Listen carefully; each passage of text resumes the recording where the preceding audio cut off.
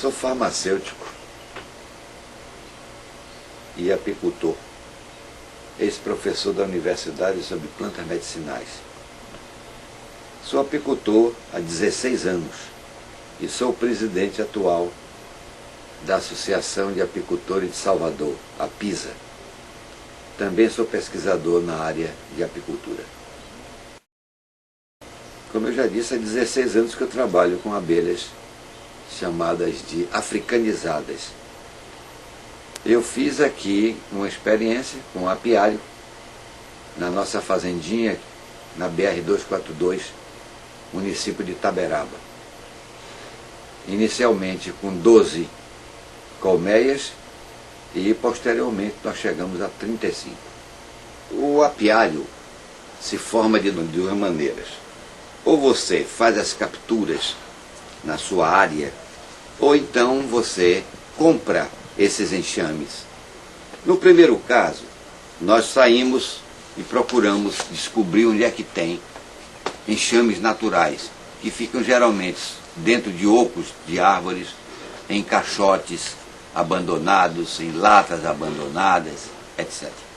Nós colocamos esse material dentro de uma caixa standard americana, ou Langstroth, e desenvolvemos aí, colocamos uma tela excluidora na porta para a rainha não fugir da caixa. Com 15 dias a gente tira essa tela excluidora do alvado, que é a entrada da caixa, porque a rainha já acostumou. As dimensões da colmeia são estabelecidas em desenho apropriado e nós utilizamos, como eu já disse, as caixas chamadas de Standard Americana ou simplesmente Langstroth.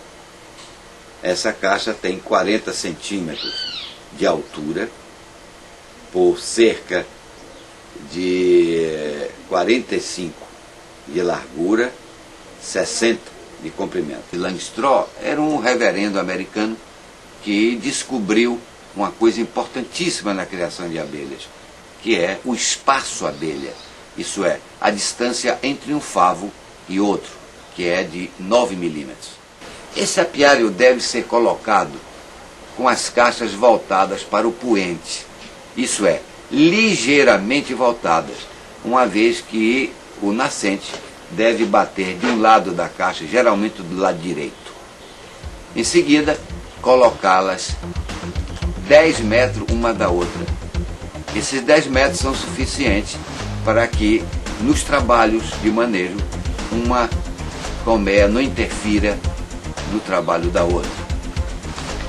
É muito importante que exista calor, porque sem calor não há condição de evaporação da água do mel e, portanto, o mel fique concentrado.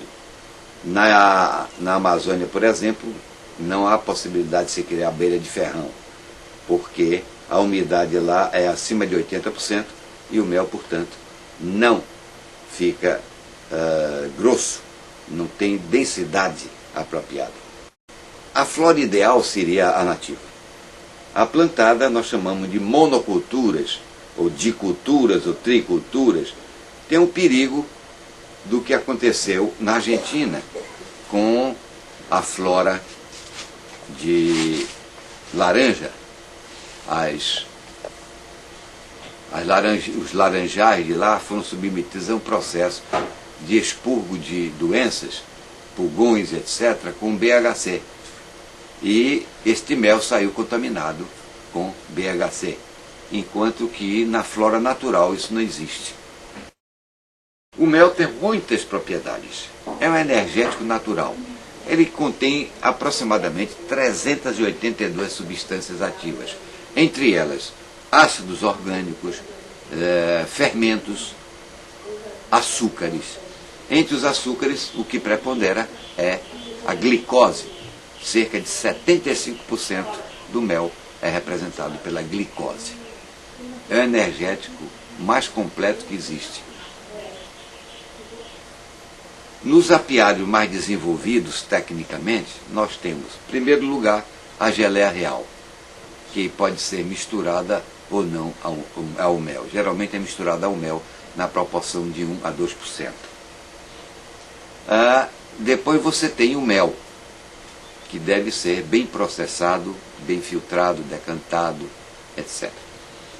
Depois você tem a cera, e você pode trocar, inclusive, por placas alveoladas prontas para colocar nas colmeias. Finalmente, nós temos a própolis, que é a resina que as abelhas recolhem das árvores e transformam numa cera escura, que elas utilizam isso para fechar pequenas frestas na caixa, na colmeia, e fixar os quadros, para que eles não se mexam. E, finalmente, o mais caro da abelha, que é o veneno hoje aplicado como medicamento contra o reumatismo. O investimento inicial não é alto e é permanente. O lucro da criação de abelhas é quase que 90%, porque você compra inicialmente as caixas completas, você compra um centrifugador, um derretedor de cera, o fundidor de cera, e o resto você faz, os suportes. E o arame, que é pouca coisa. O investimento não é alto. Os livros disseram que as abelhas africanizadas foram introduzidas no Brasil em 1956 por um professor da Universidade de Piracicaba, chamado Stefan Warwick Kerr. Este homem importou da África alguns enxames e colocou-os presos para que ele pudesse fazer a miscigenação gradual.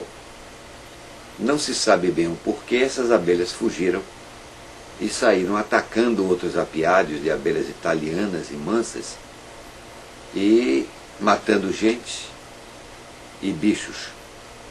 Com o advento das africanas, o que nós podemos acrescentar é que a miscigenação foi relativamente fácil, porque o zangão da africana tem muito mais velocidade que o zangão da italiana.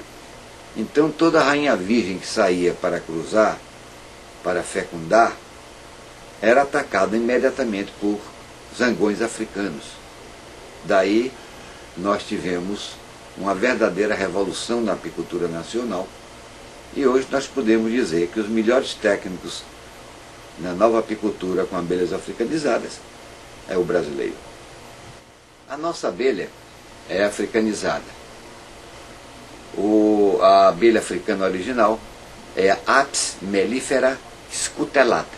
Antigamente pensava-se que era a Apis mellifera adansoni.